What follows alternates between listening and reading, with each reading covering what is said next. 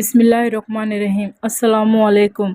आज हम बात करने वाले हैं नॉर्थ कोरिया के लीडर किम जोंग के बारे में और आपको बताने वाले हैं कि हाल ही में किम जोंग ने मुसलमानों को लेकर क्या बड़ा फैसला किया है और इस्लाम और कुरान को लेकर किम जोंग ने क्या बड़ा बयान किया है। और साथ ही में हम कुरान पाक का ऐसा करिश्मा भी बताने वाले हैं जिसे सुनकर यकीनन आप भी हैरान हो जाओगे। इसीलिए आज का ये वीडियो आप सभी के लिए ख़ास है। आप इसे आखिर तक ज़रूर देखें और आप भी इस्लाम से प्यार करते हैं तो वीडियो को एक लाइक और सब्सक्राइब ज़रूर कीजिए। तो चलिए शुरू करते हैं। क्या आप जानते हैं नॉर्थ कोरिया पूर्वी एशिया का एक देश है। ये पूरी दुनिया का एकमात्र ऐसा देश है जो इस बात की परवाह नहीं करता है कि क्या सही है और क्या गलत। यहाँ पर छोटी छोटी बातों को लेकर भी अजीब अजीब कानून बने हुए हैं जिनका पालन न करने पर यहाँ के नागरिकों को सीधा मौत की सज़ा दी जाती है। ऐसा इसलिए कि आप सब जानते होंगे कि किम जोंग नॉर्थ कोरिया का एक सनकी लीडर है। साल 2011 में सत्ता संभालने के बाद से ही किम जोंग की पहचान इंटरनेशनल मीडिया में सनकी तानाशाह के रूप में रही है। किम जोंग के अजीबोगरीब फैसलों की खबरें अक्सर दुनिया की मीडिया में चलती रहती हैं। हम आपको बता दें कि नॉर्थ कोरिया में किम जोंग की इजाज़त के बगैर एक पत्ता तक नहीं हिलता। यानी कि नॉर्थ कोरिया में जो भी कुछ होता है वो किम जोंग की परमिशन से ही होता है। यानी कि नॉर्थ कोरिया में किम जोंग की इजाज़त के बगैर कुछ भी नहीं होता। जो इंसान एक बार नॉर्थ कोरिया में चला जाता है फिर उसको नॉर्थ कोरिया से बाहर निकलने की इजाज़त नहीं मिलती। यही वजह है कि नॉर्थ कोरिया में जाना कोई भी पसंद नहीं करता है। धर्म क्या है, लोग कैसे कपड़े पहनेंगे, लोगों को अपने घर से निकलना है या नहीं, खूबसूरत लड़कियों को ही सिर्फ नौकरी पर रखना है, इन सब बातों को किम जोंग ही डिसाइड करता है। चलिए अब आपको बताते हैं कि 2015 में नॉर्थ कोरिया में कितने मुसलमान थे और आज वहां पर कितने मुसलमान हैं। हाल ही में मुसलमान को लेकर किम जोंग ने क्या बड़े फैसले लिए हैं। एक मशहूर वेबसाइट के मुताबिक पता चला है कि नॉर्थ कोरिया की कुल आबादी 2015 में 2,61,00,000 की थी, जिनमें से 4,11,000 की आबादी ईसाई धर्म की थी और करीब इतने ही बौद्ध धर्म के मानने वाले लोग थे। वहीं पर अगर मुस्लिम आबादी की बात की जाए तो हम आपको बता दें कि 2015 में नॉर्थ कोरिया में सिर्फ 3,000 के आसपास मुसलमान लोग थे। यानी कि 2015 तक सिर्फ 3,000 मुसलमान नॉर्थ कोरिया में थे, जो कि आज बढ़कर 30,000 के करीब हो चुके हैं। इसके अलावा हम आपको ये बता दें कि इससे पहले नॉर्थ कोरिया की मस्जिदों में जब भी अजान दी जाती थी तो सिर्फ मस्जिद के अंदर तक ही अजान की आवाज़ सुनाई देती थी। यानी कि मस्जिद में लगने वाले लाउड स्पीकर सिर्फ मस्जिद तक ही सीमित थे। यानी कि अजान की आवाज़ मस्जिद से बाहर नहीं जा पाती थी। लेकिन हाल ही में किम जोंग ने फैसला लिया है कि अब नॉर्थ कोरिया के मस्जिदों के ऊपर भी लाउड स्पीकर लगाए जा सकते हैं ताकि यहाँ पर रहने वाले मुसलमान भी लाउड स्पीकर के ज़रिए अजान सुन सके। इसके अलावा आपको ये जानकर खुशी होगी कि नॉर्थ कोरिया की सुप्रीम कोर्ट ने भी अब मस्जिदों के ऊपर लाउड स्पीकर लगाने की परमिशन दे दी है। अब नॉर्थ कोरिया के मुस्लिम भी अजान की आवाज़ को सुन सकेंगे और अजान की आवाज़ सुनकर मस्जिदों में नमाज पढ़ने के लिए जा सकेंगे। अब आप सोच रहे होंगे कि नॉर्थ कोरिया में अचानक इतना बदलाव कैसे आ गया, किम जोंग अचानक मुसलमान के बारे में इतना कब से सोचने लगा।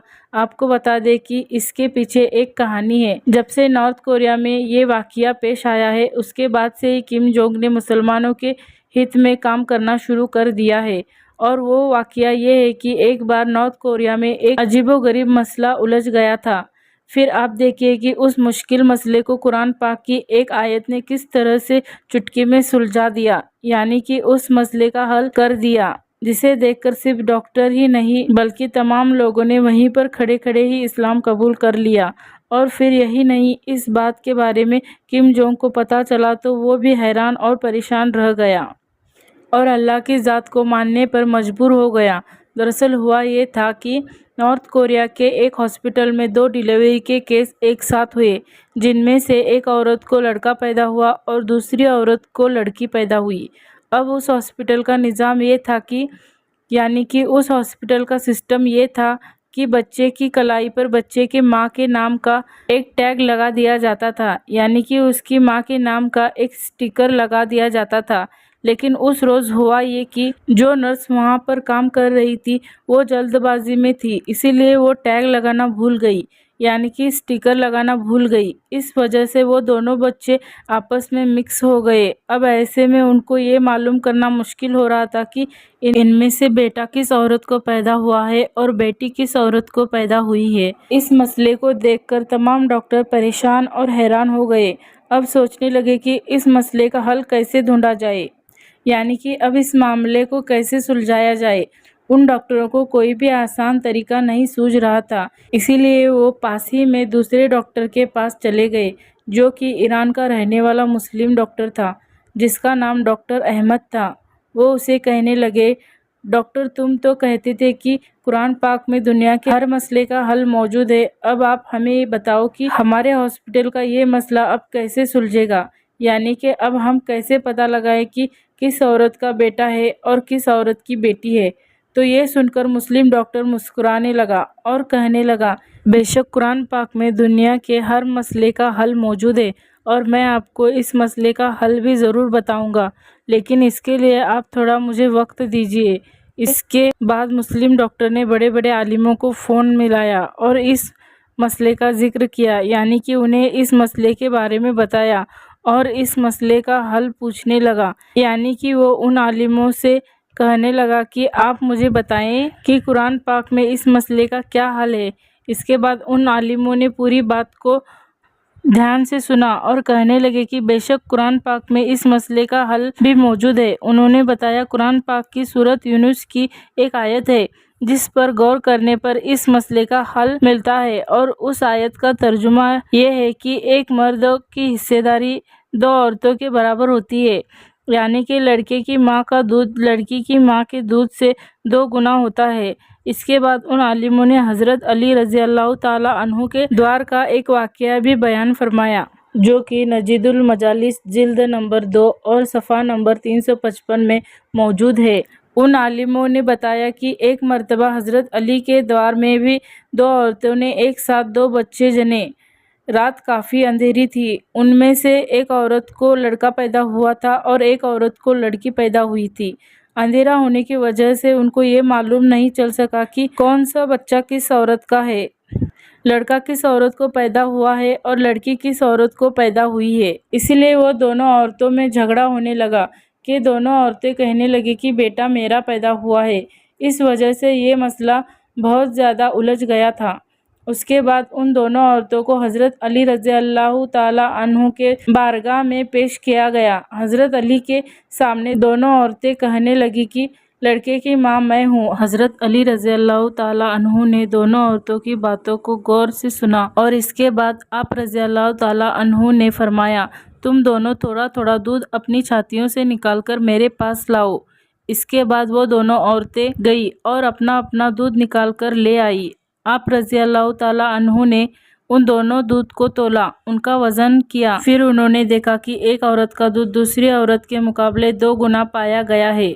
ये देखकर उन्होंने फरमाया कि जिस औरत का दूध भारी है, यानी कि जिसका दूध वज़नी है, बेटा उसी औरत का है। ये फैसला सुनकर लोगों ने हज़रत अली से पूछा कि आपने ये मसला चुटकी में कैसे हल कर दिया। तो इस पर आपने फरमाया कि कुरान पाक में इरशाद फरमाया गया है कि खुदा ने मर्द को हर चीज़ में फजीलत दी है, यहाँ तक कि कीज़ा में भी एक मर्द की हिस्सेदारी एक औरत से डबल होती है। बस इसी हकीकत के पेश नज़र मैंने सोचा कि जिस औरत का दूध वज़नी होगा वही बेटे की माँ होगी, और वही फैसला मैंने सुनाया है। आलिमों की इन बातों को सुनने के बाद डॉक्टर अहमद ने उन डॉक्टरों को कुरान पाक की इस आयत के बारे में बताया और इसका मतलब भी समझाया।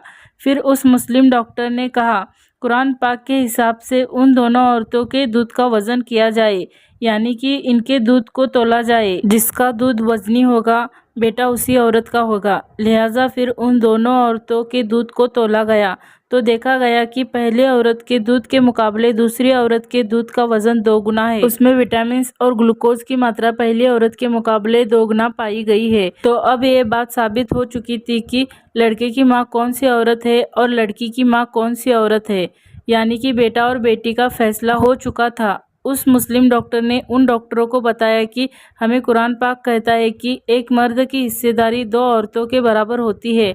और यहाँ तक कि कीज़ा में भी उन डॉक्टरों को देखकर ये समझ आ चुका था कि विज्ञान और डॉक्टर कुरान पाक के पीछे हैं। कुरान पाक में दुनिया के हर फैसले का हल मौजूद है। अब वो डॉक्टर इस्लाम में दाखिल होने को उतावले हो रहे थे, मगर अभी भी उनके मन में कुछ चल रहा था, जिसके लिए वो बच्चे और उसके बाप का डीएनए टेस्ट करना चाहते थे। इसके बाद डॉक्टर ने उस लड़के और उसके बाप का सैंपल लेकर डीएनए टेस्ट किया, मगर फिर उसकी जो रिपोर्ट आई उसे देखकर उन डॉक्टरों के भी होश उड़ गए, क्योंकि उन बाप और बेटे की डीएनए का टेस्ट सेम था और जैसा कुरान पाक में इरशाद फरमाया गया है कि वैसा ही उन्हें देखने को मिला था। ये देखना ही था कि उन सारे डॉक्टरों ने खड़े खड़े कलमा पढ़ लिया और वे सब के सब वहीं पर मुसलमान हो गए। और यही नहीं, फिर ये बात जब हॉस्पिटल के बाहर पहुंची तो और भी बहुत सारे लोग इस्लाम में दाखिल हो गए। उम्मीद करती हूँ कि आज का ये वीडियो आपको अच्छा लगा होगा।